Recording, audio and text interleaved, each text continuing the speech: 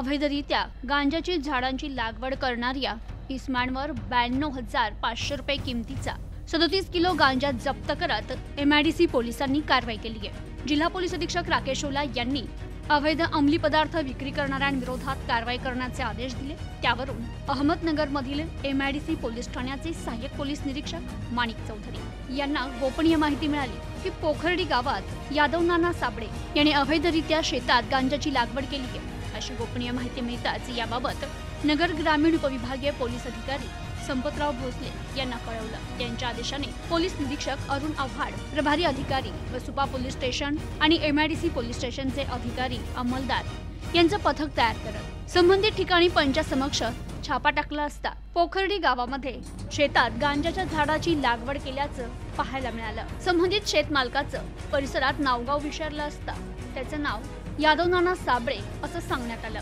तर ही गांजाची झाडं पंचासमक्ष जप्त करत त्याचं वजन केलं असता 37 किलो वजनाची एकूण 92,500 रुपये किमतीची ही गांजाची झाडं आढळून आली। ही कारवाई जिल्हा पोलीस अधीक्षक राकेश ओला, अप्पर पोलीस अधीक्षक प्रशांत खैरे, नगर ग्रामीण उपविभागीय पोलीस अधिकारी संपत भोसले यांच्या मार्गदर्शनाखाली पोलीस निरीक्षक अरुण आव्हाड, प्रभारी अधिकारी सुपा पोलीस स्टेशन, MIDC सहाय्यक पोलीस निरीक्षक माणिक चौधरी आणि त्यांच्या पथकाने केली आहे। प्रतिनिधी अनिकेत गौरी, न्यूज टुडे 24, अहमदनगर।